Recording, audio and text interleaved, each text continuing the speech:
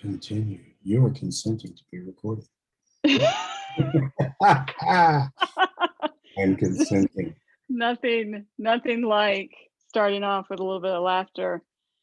Yeah. Do people call you Chuck, or am I the only one? So it's interesting. Or do you just demand Dr. Charles? Oh, Jesus Christ. Bradford Cooper. Is that what you make people call you? PhD. Right. Sorry. See, I shortened all that to Chuck. Yeah. No, it's fantastic. I love the letters at the end of my name. At one time, I put all of the letters at the end of my name. I put it on the resume. I went to interview with this lady. She said, "What are all these letters for?" You know, I'm like, I have a PMP certification. I found out there was a pimp certification. I'm down. How do I get me one of those? I showed up to take the test, and like my top hat, and my ascot, and it was. That's funny. You have this little like George R.R. Martin thing going on right now. Did you do that on purpose? No. This is. You just need to grow a little more. Yeah. Clearly, every once in a while, I do trim, so I don't have as much hair as George R.R. Martin. I don't know that we need to talk about your trimming anymore. Okay. Like ever again. Okay. I'm good with that. But let's go back to the name, because you've hit on an Easter egg for my book, The More Complete Second Verse. And the complete second verse, the one that I have that one. We were just talking about that. I see, there's my background again, is eating it up. I have to put it in front of me. There you go. I have that one, but beautiful. I don't have the more. But I love that, I love that my name is in here. So that's exciting. Yeah. Editors, Stella. That's really exciting. And I got to tell you, before you talk about your Easter egg, I'm so super proud of you. What did you do with this one, with proceeds? About I don't mean volume. I mean, like, what didn't you donate your proceeds? Oh, yeah. Yeah, you don't have to tell us how many you sold. No, but it was all of it went, and the other one too. All of it went straight to what's called the Veterans Writing Project, that's run out of Bethesda, Maryland. That's awesome. People like me, people who are veterans, who have some semblance of how to write, go and meet with groups of guys back from Iraq, Afghanistan, combat in general. I've worked with Vietnam vets, and everything from Vietnam to now, right?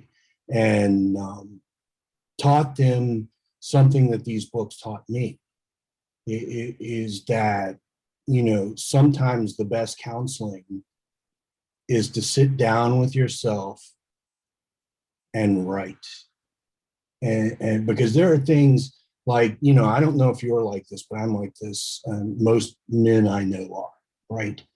It is, when it comes to, we can talk for, 40 hours straight and never say a thing meaningful about emotions, right? Yeah.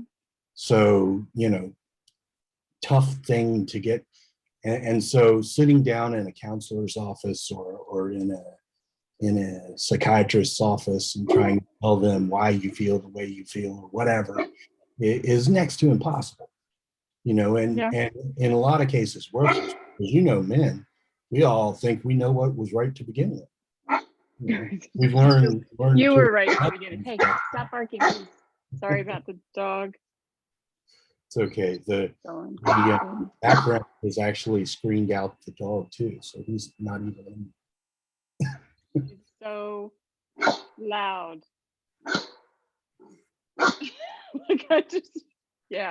So not just you sent proceeds to the organization to get people like yourself in positions to talk to these guys, or to help them write, or like, where does that money go? So the money goes to the organization. The organization funds an online sort of easing for guys writing. It's called odark30.com. And you can go on there, and they do publish like a literary journal for veterans who are writing. And then obviously it goes to maintain the website. It pays a couple of guys salary who this is their full-time job, and then just they manage, like if I went to Bethesda or I went to Walter Reed or the Bowling Green place here in Leesburg, and sat down with guys and said, I'm going to talk to you about what I did, what worked for me. And so that goes to the heart of the poetry that I've been writing for the past, 6-7 years, which is worlds different from what I wrote back in, 2010 or whatever. Yeah. Yeah. Or before that, even 2001. And that was finding personal truth and, being able to write about and deal with things that I cannot express to people.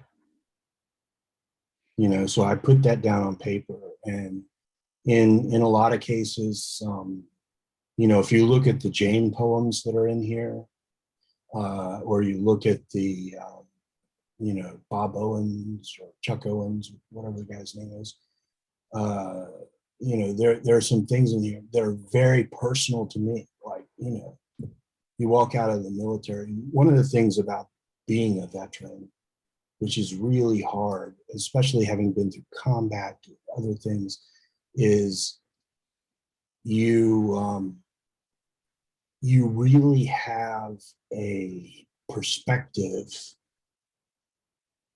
that other people just can't understand. People who've lived their whole life in, whatever, Shangri-La, a suburb of Shangri-La. I don't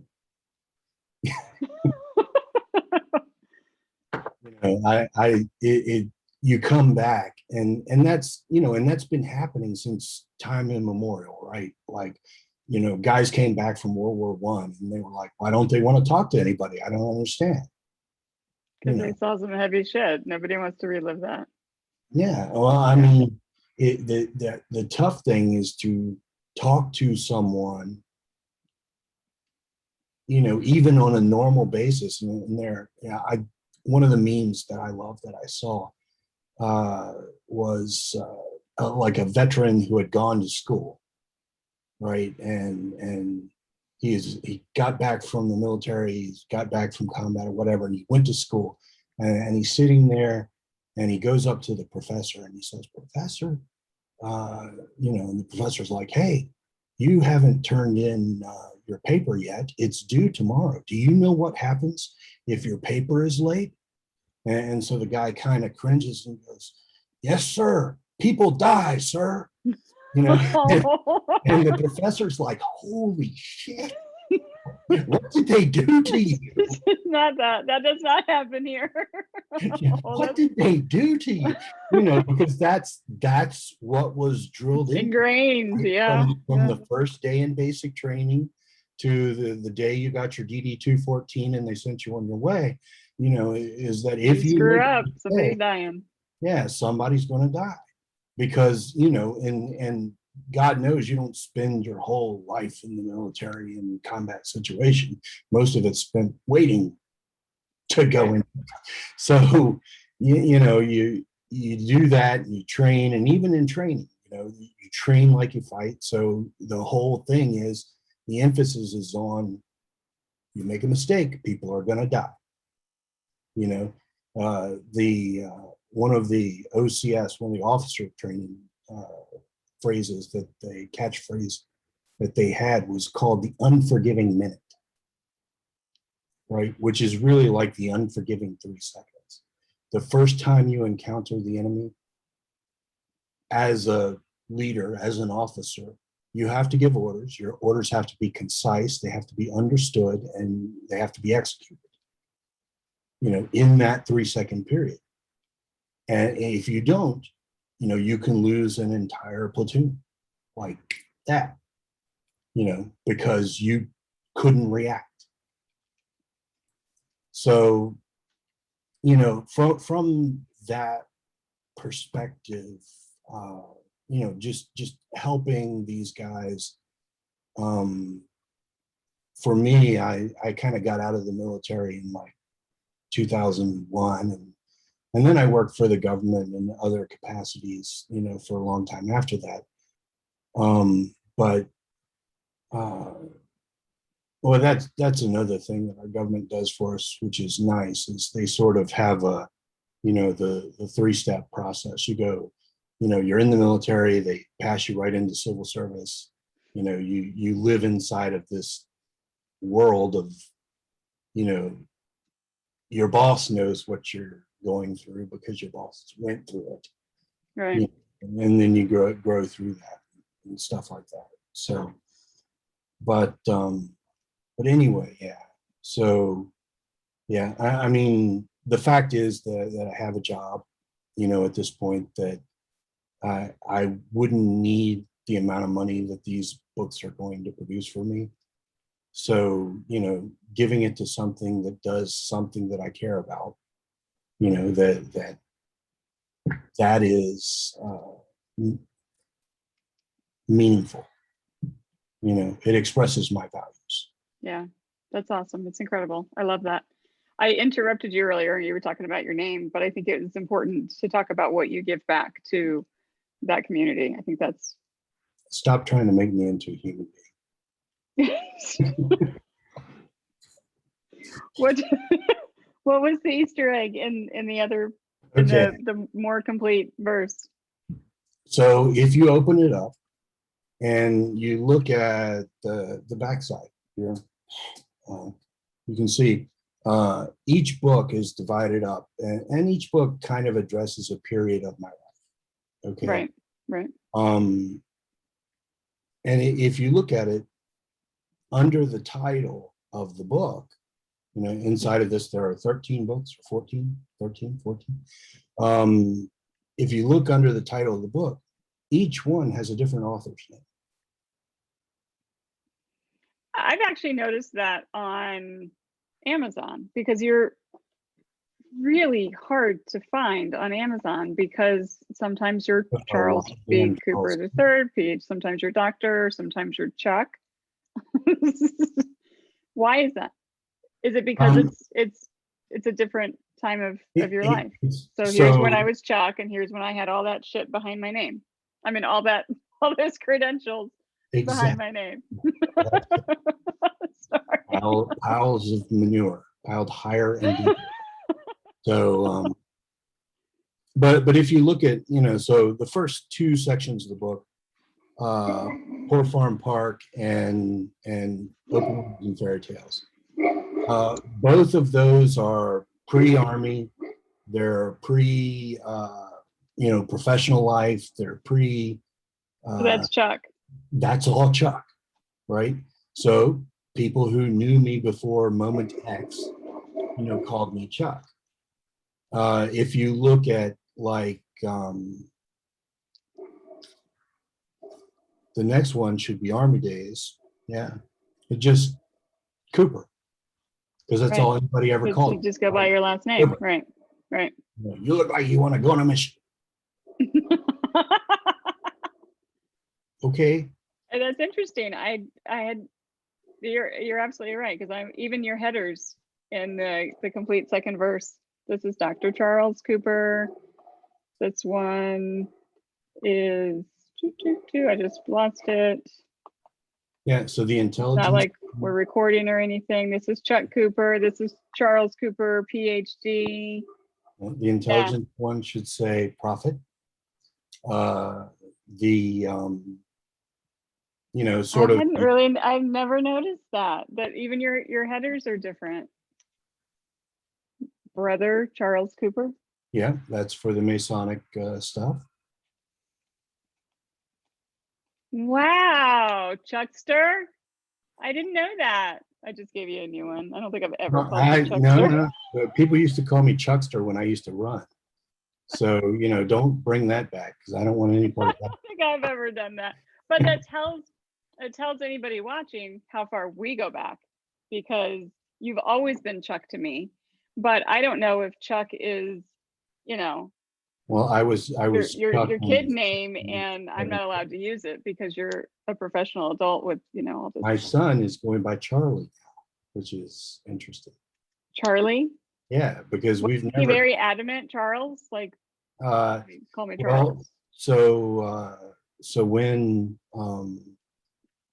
he was young, I didn't want to call him Little Chuck because I felt like I was called Little Chuck and it was kind of diminutive, and nobody calls me Little Chuck anymore, obviously, since I stopped running. And so but we called him Brad when he was born, which is the middle name, right? Charles Bradford Cooper. Right. We called him Brad. And then about third grade or fourth grade, he approached Sheila and said, I don't think people will take me seriously if I'm called Brad. Brad's not a serious name. I am a serious third grader. Exactly. I need to be taken seriously. He's very, very needed to be taken seriously. It was required. And so he wanted to be Teachers don't call on me. The kids pick on me. Sorry, go ahead. Nobody's taking me serious. My science fair project didn't get any.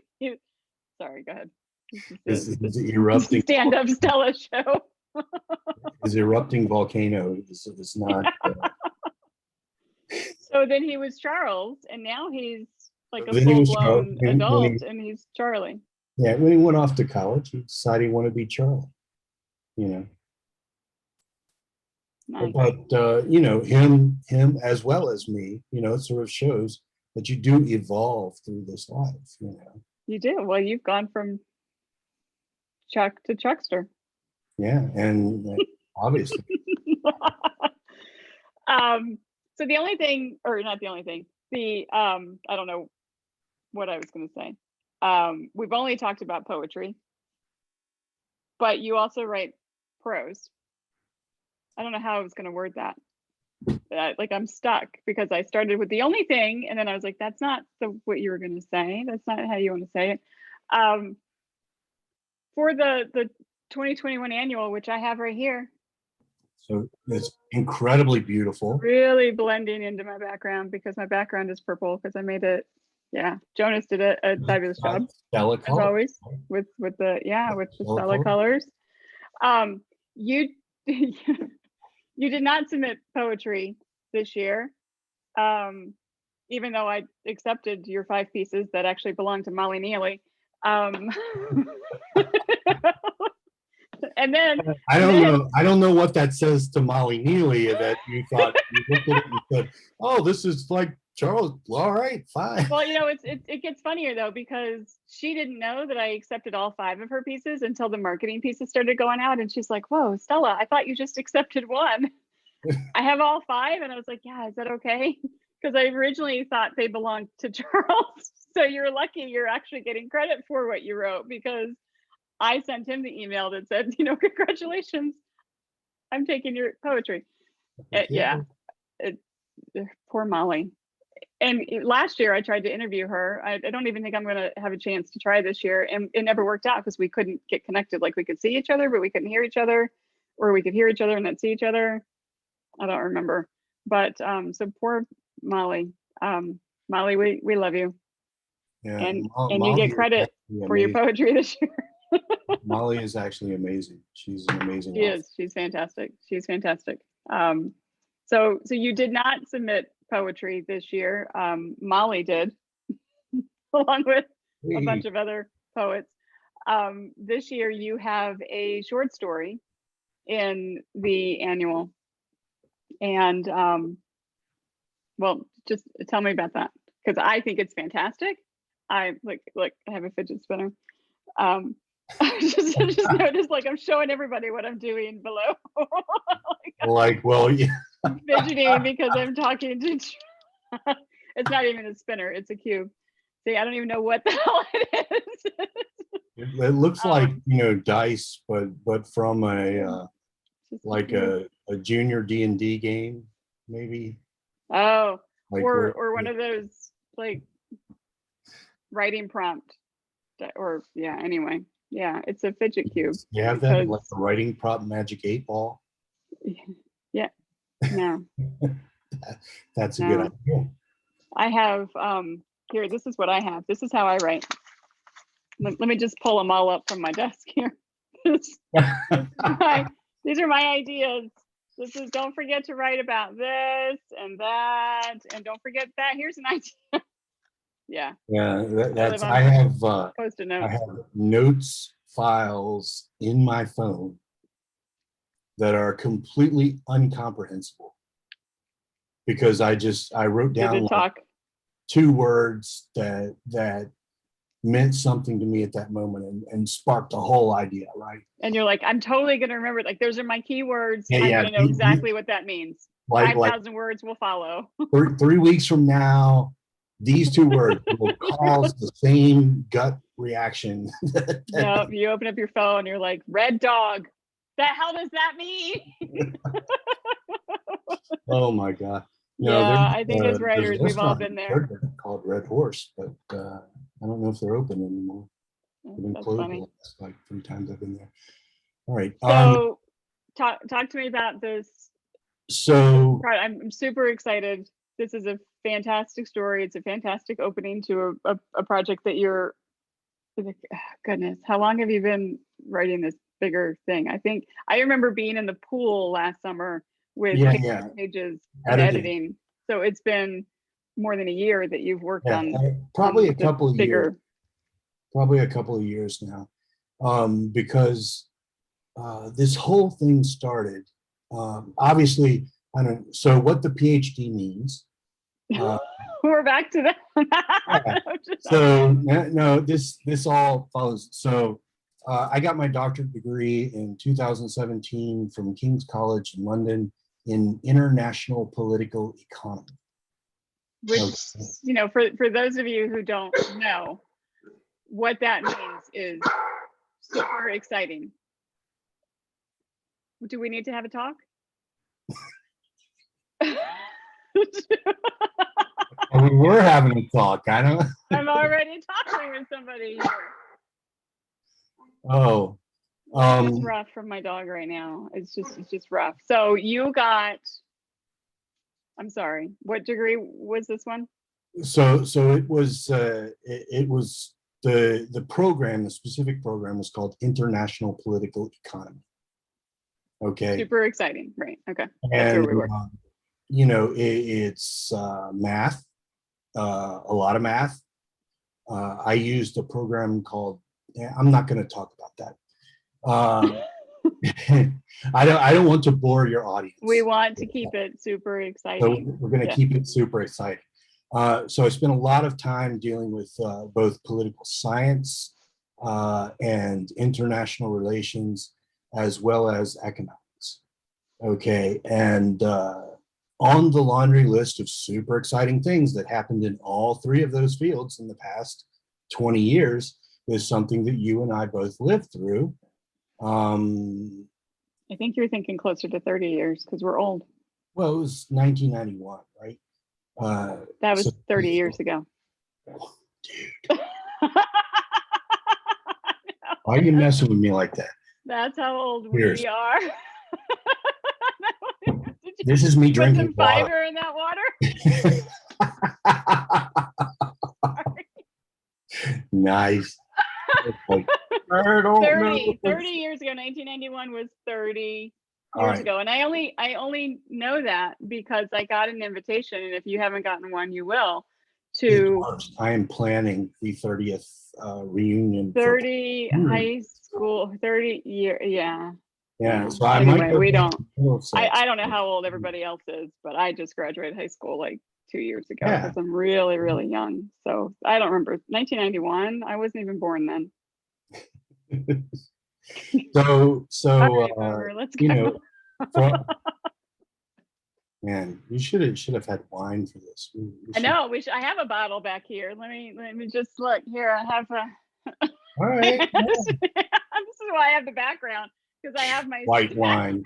behind me. She's got a bunch of white wine. It's Stella. Oh, it's Stella. It's Stella. It's Stella Rosa. It's red apple. Okay. Get my no, but it just sits on my desk.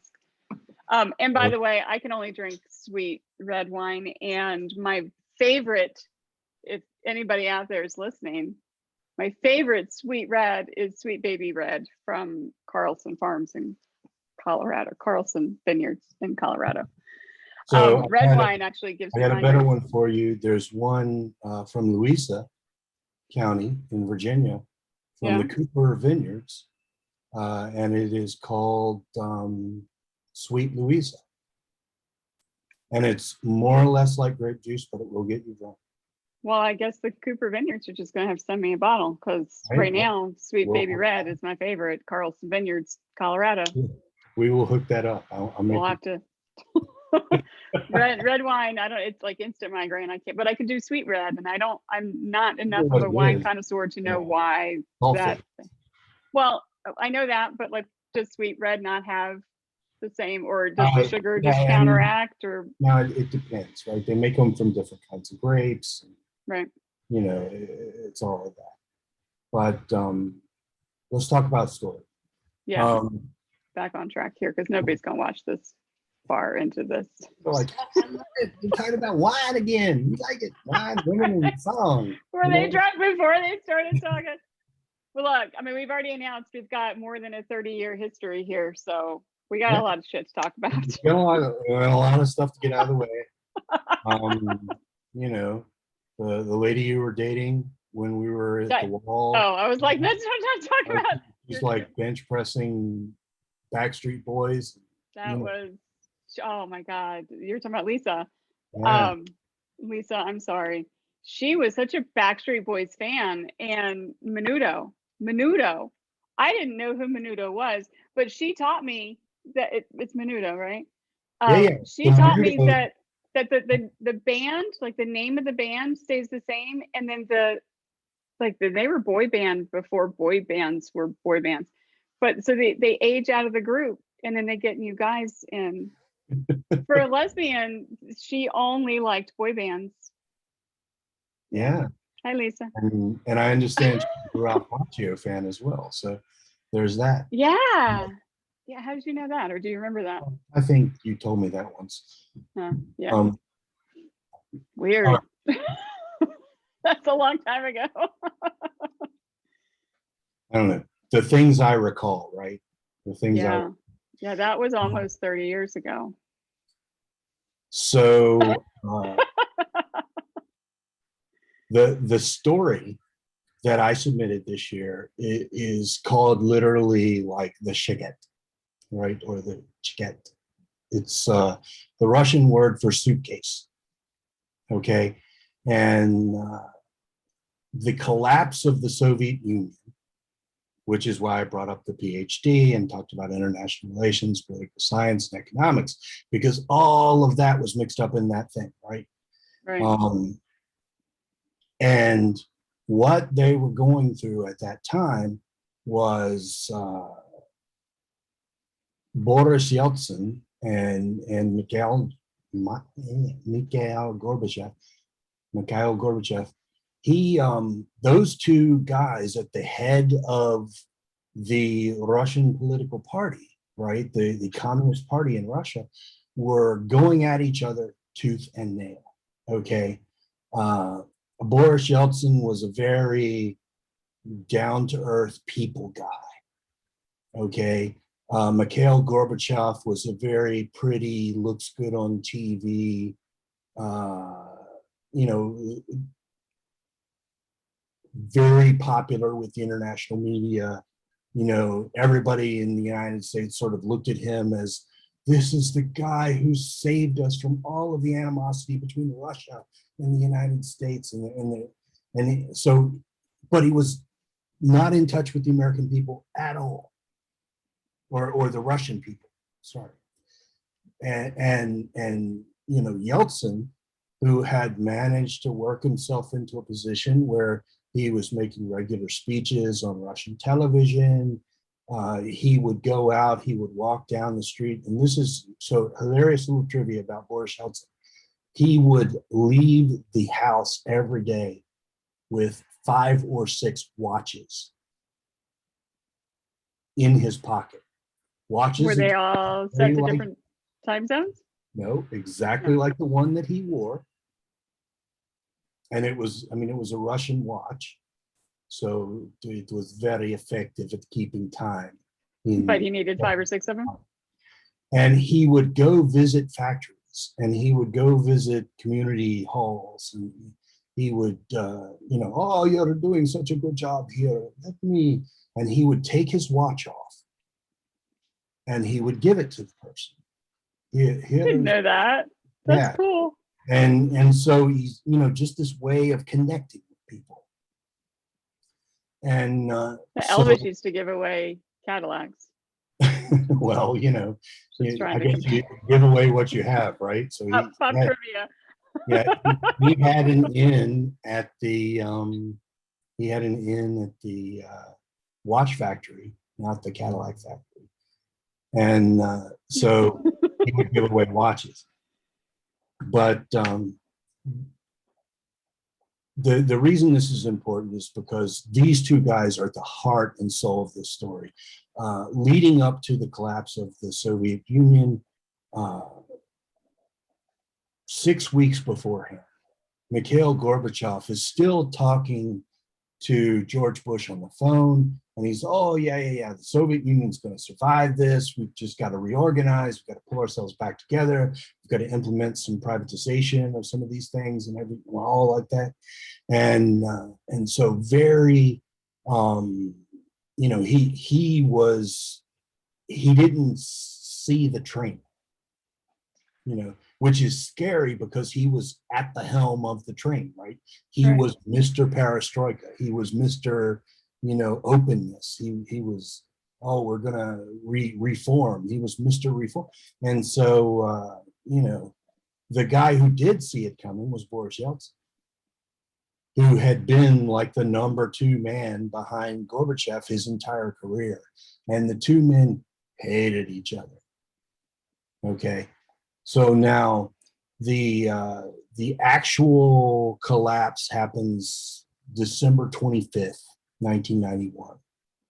6 weeks prior to that, or actually more than 6 weeks, it was in August, like August 13th of 1991, they had a coup in Russia where these 4 Russian dudes, you know, yeah, I'm the head of the security forces. We will do this now.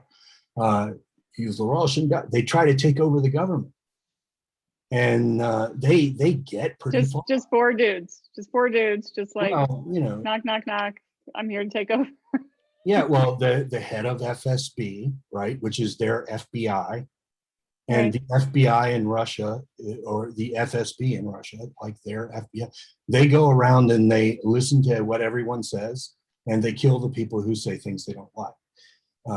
This has been true since before they were FSB, they were NKVD, before, you know, so it goes back a ways, right?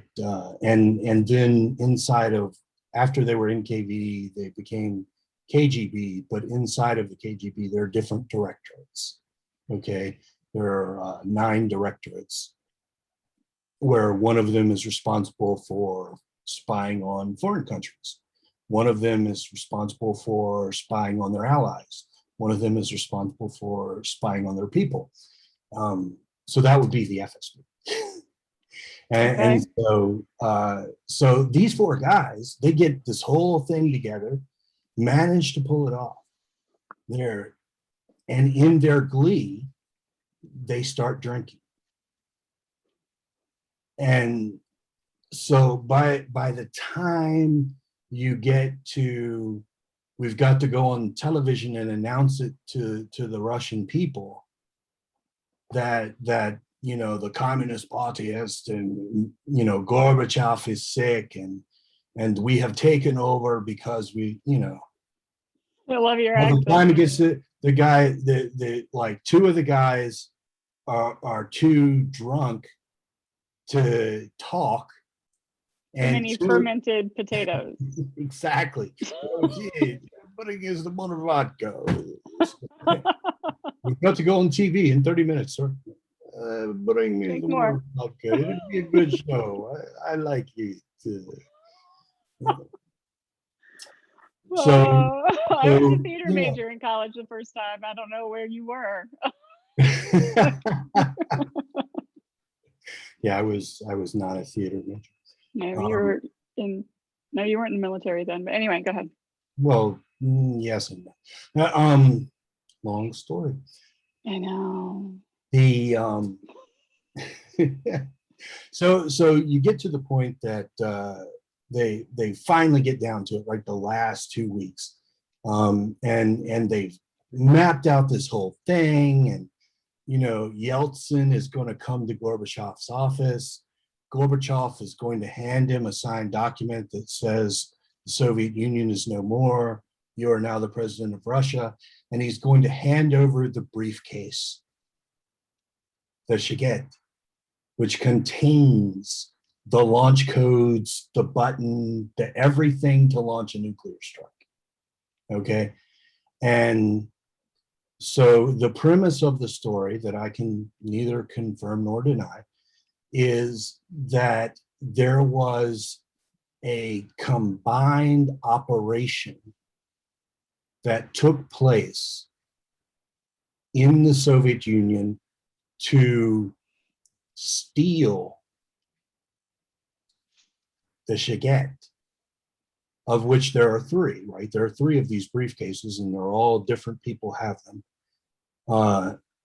and replace them with a simulation, right? An exact duplicate that you push the button and it looks like you're going to launch all the missiles and everything goes and you're all excited. And I would, if I cannot have this world, I will burn it all. You're that guy. And, Ernest. All you need is a button. Right. I need the button. Where's my Just give me button? a button. I'm Kim Jong-un. We have a very little button.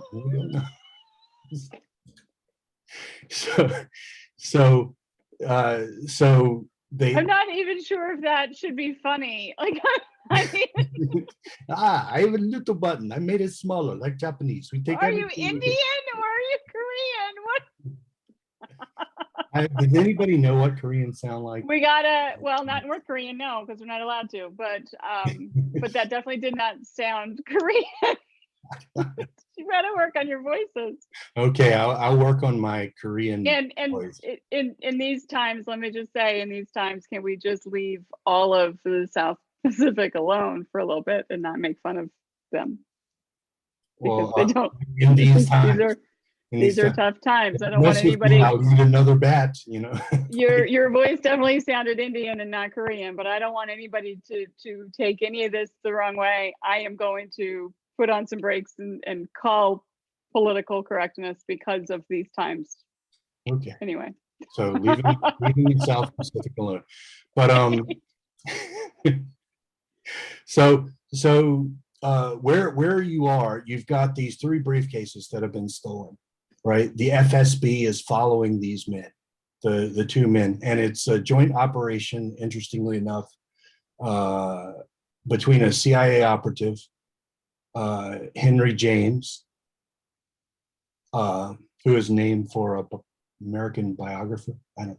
Anyway, and so and a gentleman named Mikhail Rosevich, right? Who is a Bratva, right? He's part of the Brotherhood, part of the Russian mafia, and they walk into a cider bar in St. Petersburg, right?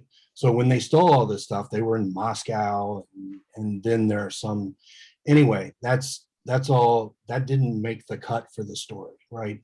The story starts with them walking into this cider bar with these two women, and the two women are women who grew up together, but one of them is the great granddaughter of Nicholas II, the last Tsar of Russia, right? She's a Romanov. And the other one is the baker's daughter, you know, but they all lived in this little commune. They grew up together. And so you get to go to the commune, right? They escape. You get to go to the commune. Irina, the lady who is left behind, she stays behind and deals with the security people, the baker's daughter. She ends up married to one of the security people. I was gonna say she stays behind for love, right? Because that's the only thing that would keep somebody behind.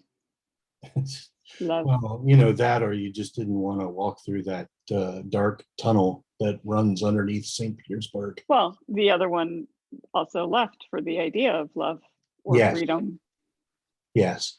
She I think her exact words were, "The next man who walks through this spot, I will marry him." Yeah, I think those were her exact words. I'm meeting with the next man who walks, you know, these two women, like old hens, you know, they're like 23, 24 years old, but they, you know, They're desperate. They're in troubled times. Yeah. They're desperate. There's that's, you know, goes back to exactly the time you're talking about, right? 1991 in the Soviet Union, food was impossible to come by. You know, everything was, you know, clean water, heating oil.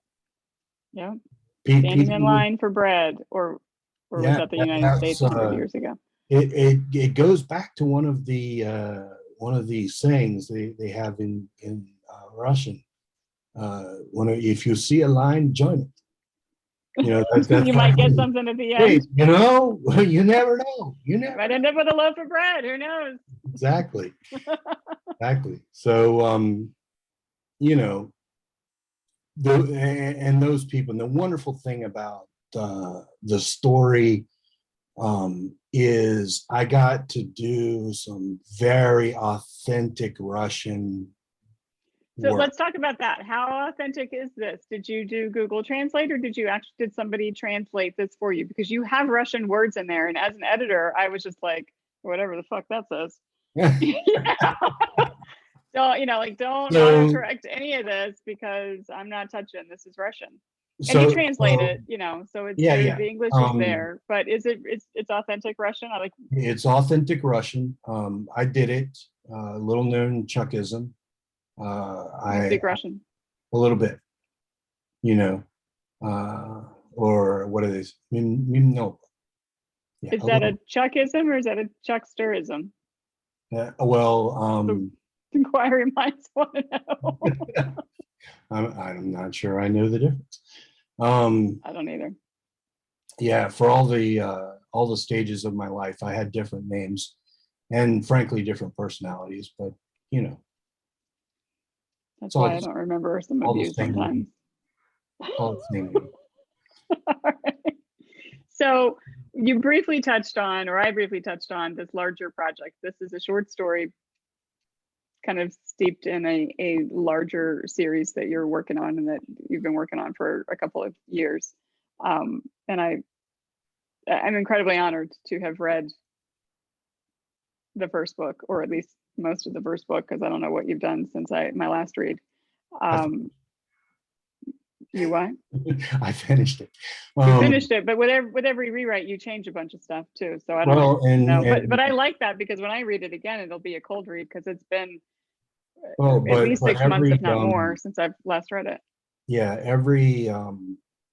as I'm writing the second book, right, there's stuff that goes back and goes into the first book, you know, because you got to fill in some holes that you're creating in book 2. Exactly. Yeah. And awesome. the thing that is consistent, that lives through the entire story, is the characters, right? And so we talked about Henry James briefly, who was a CIA operative but he was a former Delta Force soldier. Okay, and if you don't have an idea of what Delta Force is, it's an anti-terrorism force that was created by like Jimmy Carter, or maybe the guy before Jimmy Carter, somewhere around 1970. The guy before Jimmy Carter. Gerald Ford. We just call it in the Republican Party. We refer to him as the guy before Jimmy Carter. You know, or just the setup for Ronald Reagan. That's how we refer to Jimmy Carter, as the setup for Ronald Reagan. But anyway, because somebody has to fail really dramatically before you get a shift of power. That's that big. We elected an actor. Anyway, all right, on to the next. The characters are what lives through it, right? The Delta Force is like, so if you imagine you enter as an Army soldier, right? In 11 Bravo, you're an infantryman. You want to be a leader or whatever, and so you sign up to go to Ranger School, and you're really good at Ranger School, and somebody sees you and they say, you know what, maybe you should go to Green Beret training. So you go to Green Beret training, and that's those guys are elite, like the kind of guys that can do 200 push-ups and 300 sit-ups and run 2 miles in 10 minutes after drinking a quart of moonshine, and they're they're that type of people.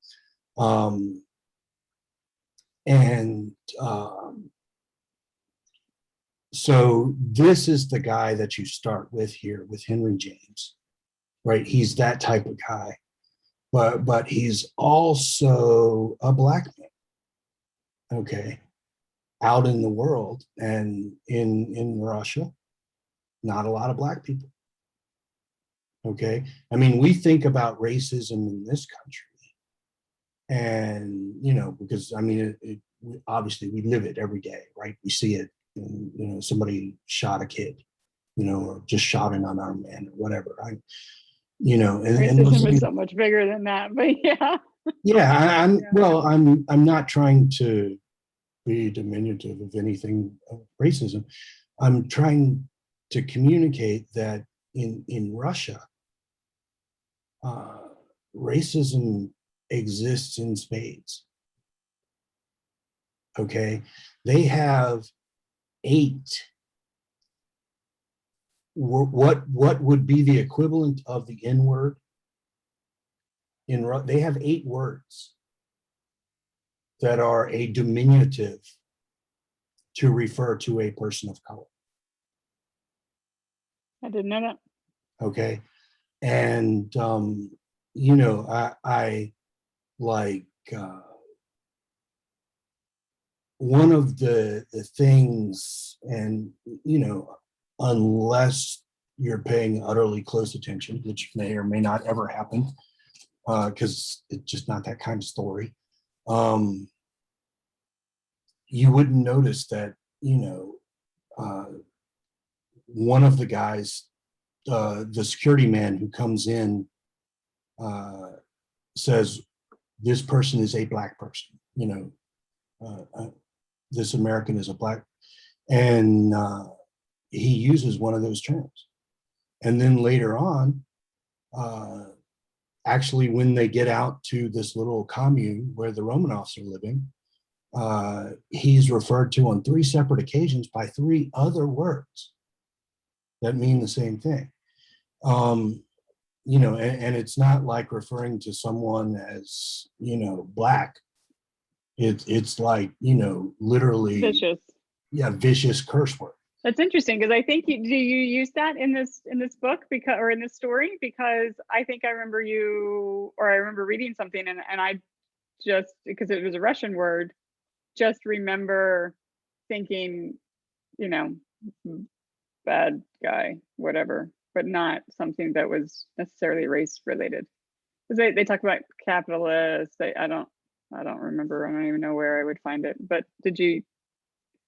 Is that in the story? It's in the story. I'm not sure how far the story gets, but one of the well, it would have been in the beginning when they first came into the cidery, from what I remember. Yeah. I don't know. So the guy refers to them as Shigeri, right? Which is like CHERRACUTIE. And it's basically saying a black man, but in a very derogatory but okay term. Okay, that's interesting. I'll have to read through it again and see if I get that message, because I think just because it was a Russian word that I didn't know, I just took it as, something negative, bad guy, whatever, but I didn't take it as a racial slur or anything like that. But that's interesting. I didn't know that about Russia in general. Yeah. So racism there is a real thing. I mean, you don't know it, you don't hear a lot about it because nobody's like, oh, I'm moving to Russia, I'm moving to Russia, oh, I'm leaving Zimbabwe, I'm going to Russia, Leaving Zimbabwe to go to Russia. I don't, who does? I don't know that people are flocking to Russia these days. Nobody does that, Russians here, no one else is coming, so we've got this. We've got this part. So that's one of the critical things that I've tried to do in the series, as well as in this short story, is to call out prejudice.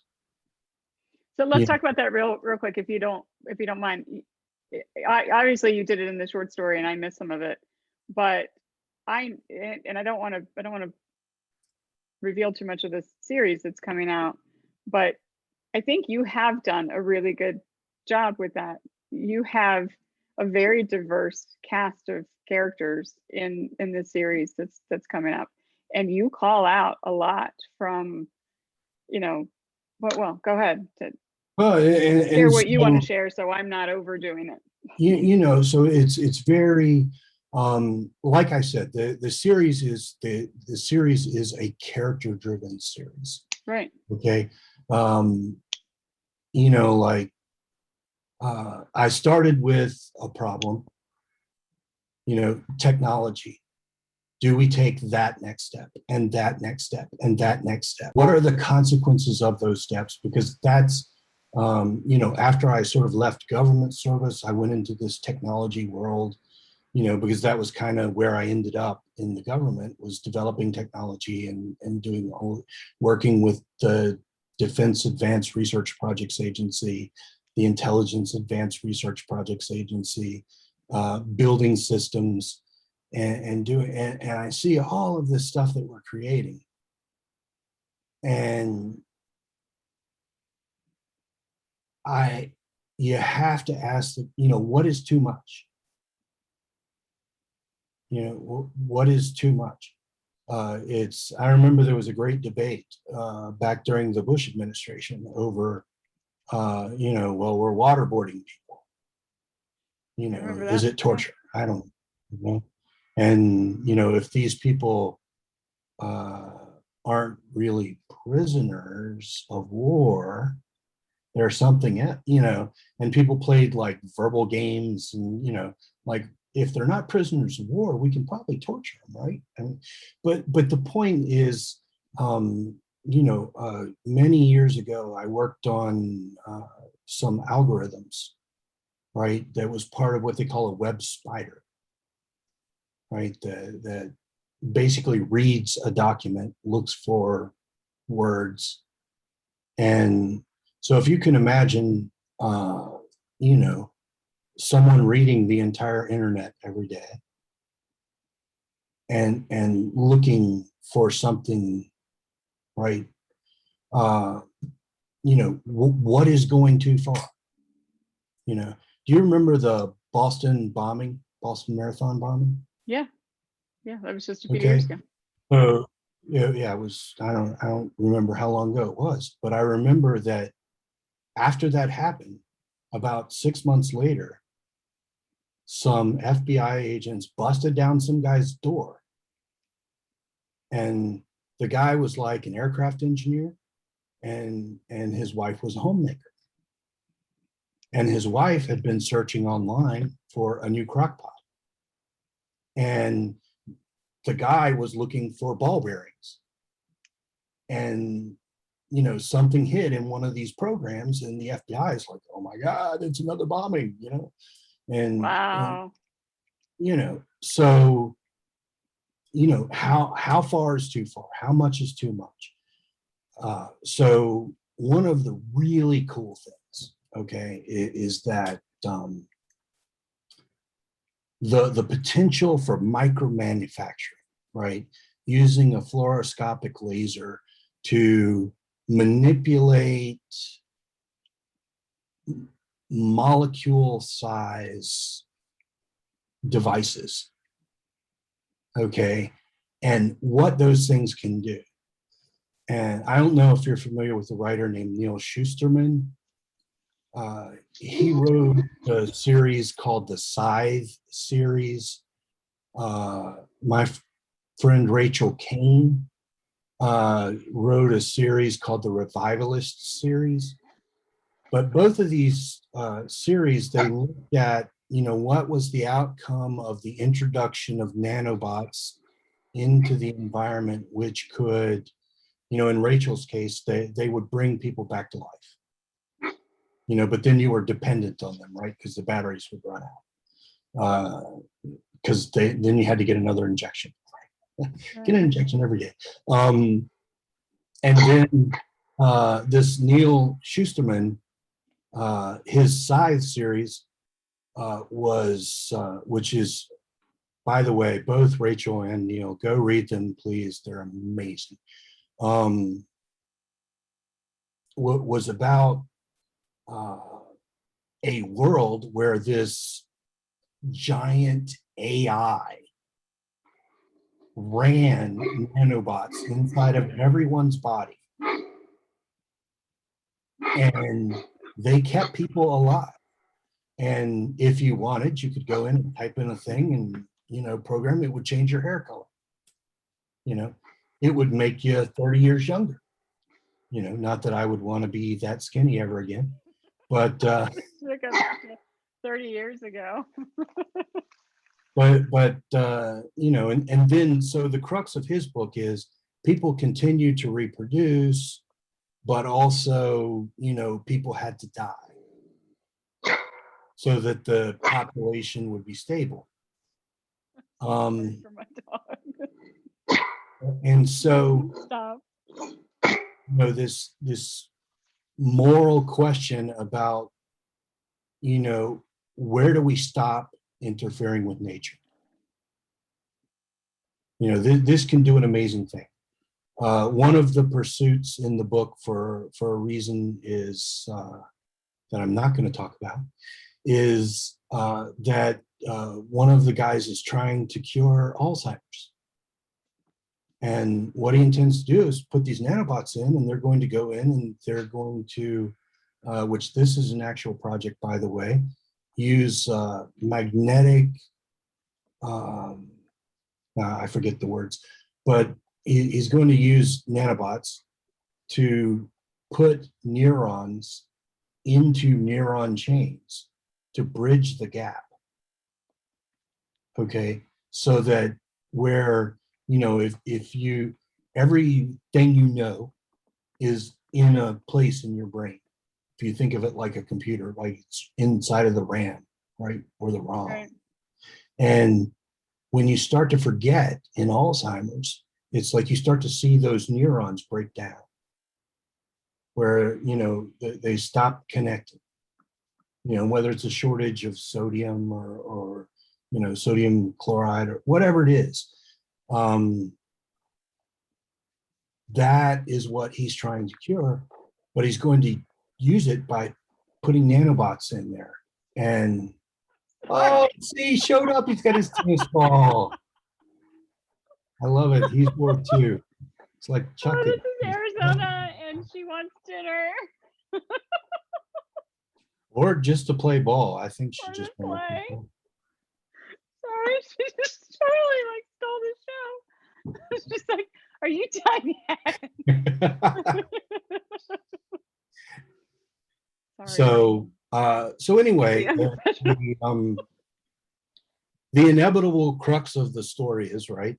So you've got this amazing technology that's going to do so much good for so many people. You're watching people every day break down dementia. It's awful to watch as a human being, to watch somebody who was bright and full of life, and all of a sudden, you know, Not they there.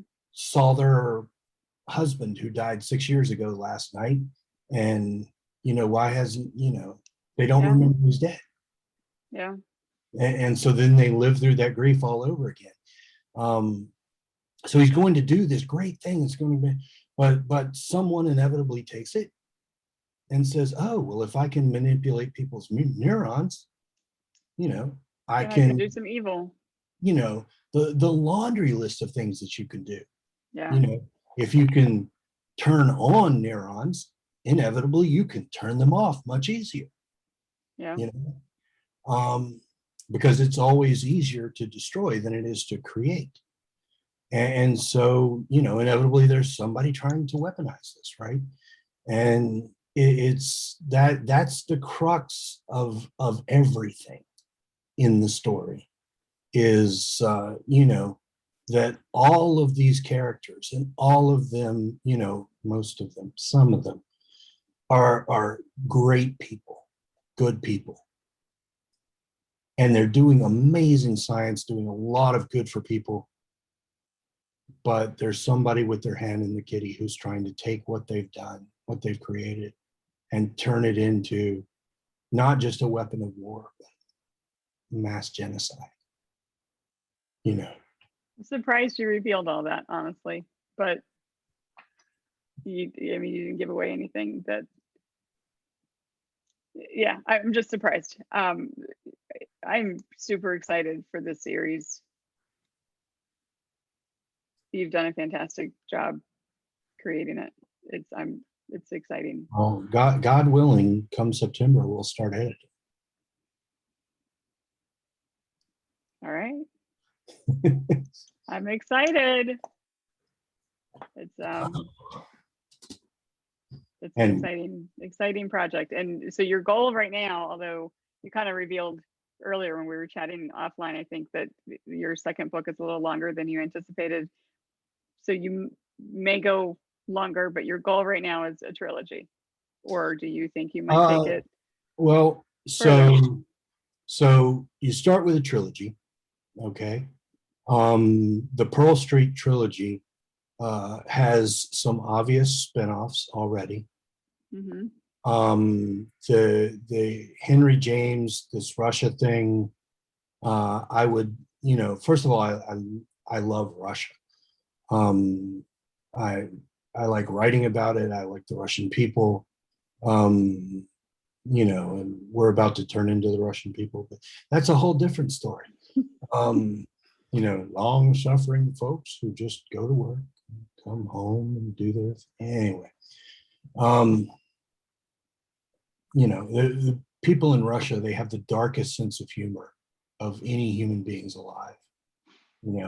It's one of my favorite stories is with a guy, and it was a joke that actually Gorbachev told to someone in the press. He said, well, he one of these guys was waiting in line for bread one day, and he was waiting in line, and he's got so mad. I am going to go to the Kremlin and I am going to kill Gorbachev. And so, like a day later, the guy comes back and he's like, "Can I get my spot back in line?" He's like, "Well, did you kill Gorbachev? I thought you were going to kill Gorbachev." No, the line is much longer there. That's pretty funny. That was a good joke. Oh, So September, potentially we're editing. Well, What, September, book 1 and book 2 are going to be. Book so what is 3, do you have a release, a tentative release date in mind for your first book? I don't. Not your first book, but for the first book of this series. I don't. Because I'm, 2022, 2023. God willing, 2022, right? Okay. Because, based on the discussions I've had with folks in the industry, I want to put together the full package. Yeah, we've talked about that. Yeah, sell it as a package. I'm that excites me more than anything, because I think this is you have some fantastic opportunities in front of you for some of the things that we've talked about.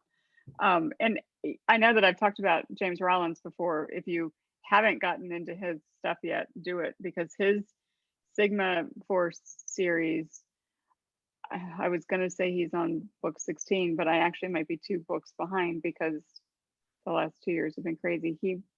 Anyway, 16, and 18. He's put out 2 books in the last 2 years. Yeah, where he does a book a year. But I don't think I've read the last 2. Is what I'm saying. So 16 might be in my mind, because that's where I've stopped. I have the one from 2020, but I haven't read it yet. Anyway, this his Sigma series started as a standalone, and he's turned that into, the empire that he has, with almost 20 books in this series now. Yeah, he's kind of a mini Lee Child. Well, yeah. They're compared. They're shopped a lot together. But if you don't know any of Jim's story, get to know his story and his publishing venture, because he's done it.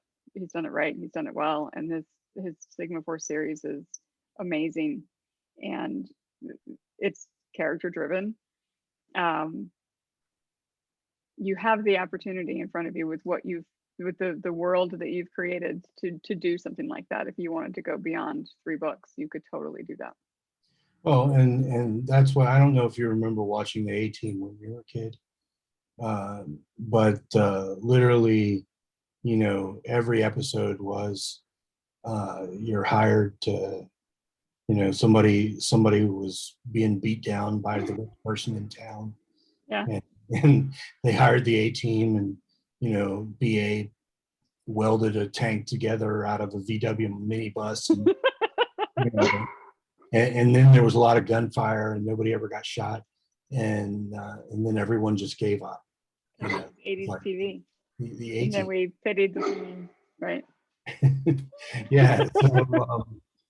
But I mean, you really could do the same sort of series, but in the flux, which more than I do, of modern TV production, like if you look at 24, if you watch 24, there's this overarching story across the whole thing, right? Of course, well, that's what a series is. But then you want those individual arcs as well. Individual show, and then She's not happy. For me, it's really, I have probably 4 or 5 stories going on at once. Yeah. Some of them are little stories, and some of them are overarching full book freaking stories. Yep. And that's part of what makes this such a great idea and such a great series, with fantastic potential for a lot of different mediums and for growth beyond 3 books. So I'm excited for you. It's good. You've developed something that's really cool. Yeah, the 3rd book, though, the way I've sketched it so far, I have started writing it, is cataclysmic. It's literally called Pandemic. Oh. Dun, dun, dun. All right, my dog is going crazy. All right. So I need to wrap this up. Beautiful. We've been talking for more than an hour anyway, so I'm going to have to cut some of this so somebody watches. Who's going to sit down and watch? There's stuff you can chop out, you know. If you literally take the first 10 minutes and you chop out everything where I'm not talking about my names and the Easter egg, There's the fun stuff. you'll see. Just chop out you and I just being real and talk about Yeah, work stuff. exactly. What are you? No fun. No fun. Well, it was good to talk to you. I'm honored that you chose to be a part of this year. You and I did not partner this year the way we did last year. And it was quite a learning experience for me to do this on my own. So thank you for continuing to be a part of this. Well, the laundry list of how amazing Stella is continues to grow every day. That's the only piece of this interview we're going to keep.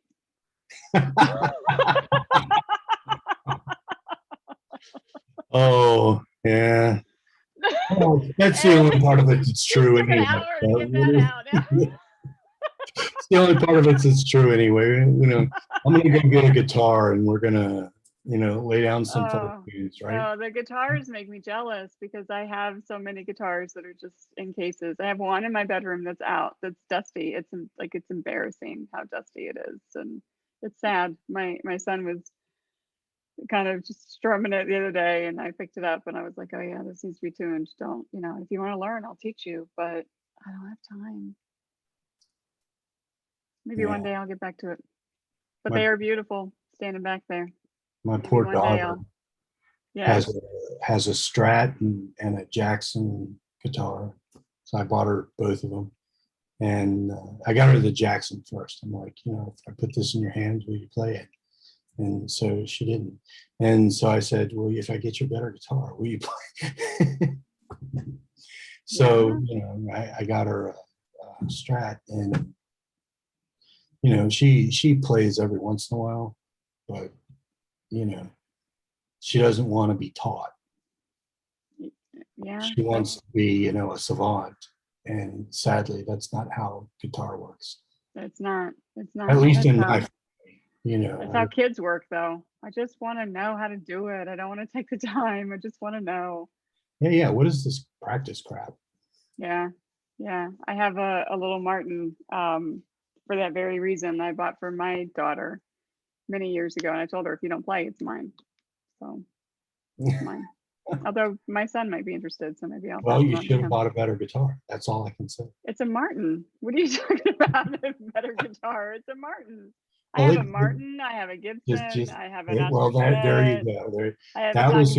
I was going to say it could have been a custom carbon. I have a 3D printed. Blah blah blah. I don't have anything like that. I want a 3D printed guitar. I think of all of them, my Gibson is my favorite because it's belonged to my grandfather. It's the one that I have tattooed on my leg. But the custom carbon is probably hands down the most special. Sounds the best. And the Takamine is my favorite. That's the one that's sitting in my bedroom.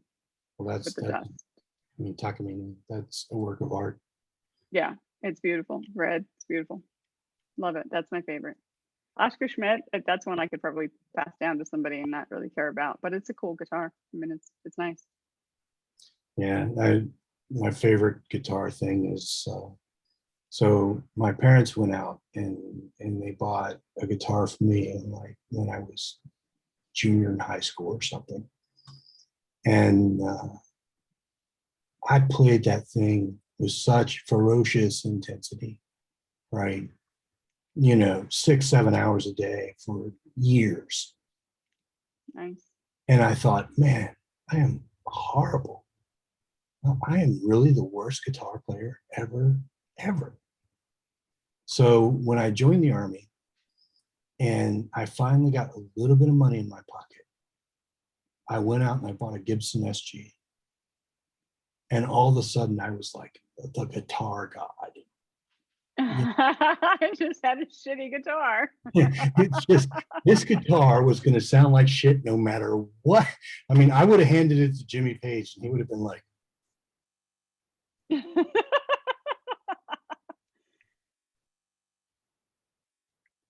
oh my God, has God taken my gifts from me? You know, like, or Your excuse me, acting has skills are Satan, impeccable. That was the perfect has Jimmy Satan, Page. has Satan taken my gifts from me? I must sacrifice one of Robert Plant's children. Where'd he go? Oh my goodness. That's funny. Well, I'm completely jealous that you have the time. I don't even have the time to write as much as I would like to, although I have more time now than I used to. So, you know, it'll all come back. Hopefully, Yeah, I'm COVID, hoping guitar will come back. COVID, all of a sudden I don't have to travel for work. Yeah. Like literally I'm getting a day back every week of flying time, and you know, then 2 hours of commuting time a day. So, you know, all of a sudden, is Airbus listening to this? I should be a lot more productive than I am. No, you know, I actually have what they lovingly refer to as work-life balance when they tell you about the job at the interview. Yeah. Yeah. You It's have like, that. Most of us don't have that. I don't have that. yeah, I you don't know, have that. I'm on my laptop at 10 o'clock at night, but I do well, take so hours off in the course of a day to, go for a run or to talk to a friend or, throw which, the by tennis the ball way, with the I dog. know you're still recording, but I'm going to say it anyway. You look amazing. Thank you. Yeah. So keep it up. Thank you. Yeah. Thanks. I appreciate that. Yeah. I lost like 20 pounds overnight. So Oh yeah. Well, you know, if you just I stop didn't, eating, that'll do that to you. I didn't eat for weeks. So I'm eating again. And now I have to make sure I run every day because I'm eating again. But yeah, trauma does that to you. You know? Yeah, exactly. Yeah. Thank I you. probably need some trauma in my life. Yeah. No, do it the hard way. Whatever you want to do it the hard way. It's actually Easier than trauma, but the motto of my life. do it the hard way. Yeah. Do it the hard way. You Yeah. know, meet the girl of your dreams Yeah. and then pine over her for 30 years. Oh, stop. Okay, I'm gonna stop recording before you get into another. I'm not gonna say your name before you get into another story. It was good talking to you. I'm excited about you being a part of this project. I'm proud to be. Yeah. Thank It's amazing. you. We'll chat when I'm done pressing the stop button, All right. and then you can tell your story, or not, because I gotta go feed the dog. Yeah, yeah. I'm not. See ya. I don't have that story to tell.